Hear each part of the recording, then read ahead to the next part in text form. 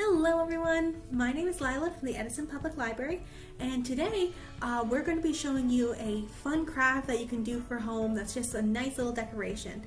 So today we're going to be making some simple farmhouse signs. Now mine are going to be a little tinier than your usual farmhouse sign, so let's get into what you're going to need.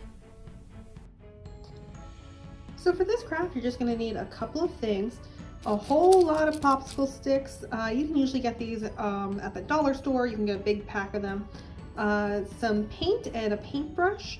You can also switch out the paint with wood stain, and that gives it a little bit of a better effect, but this is what I have today, so that's what we're going to work with.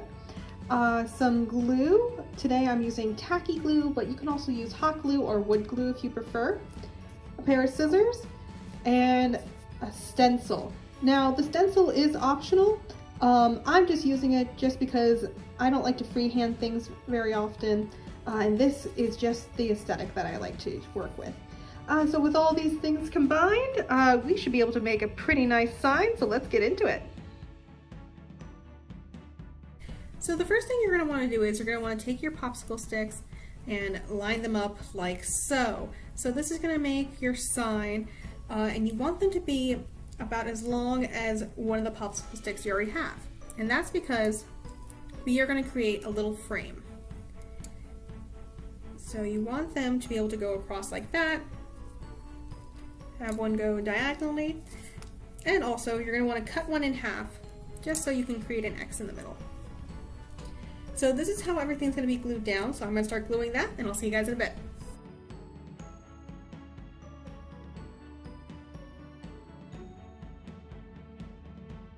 Now this part is completely optional, and usually I prefer to use a wood stain for this.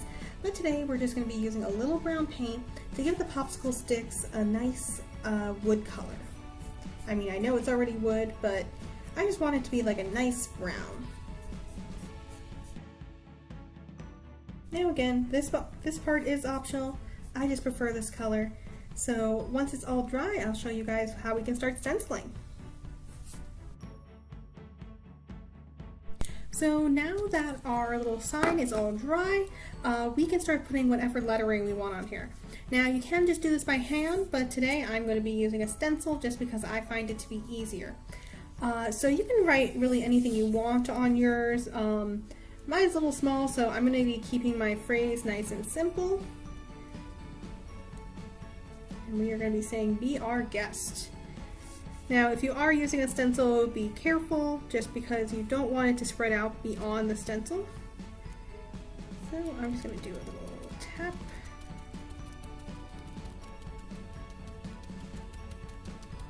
There we go. And when I lift that up, there we go.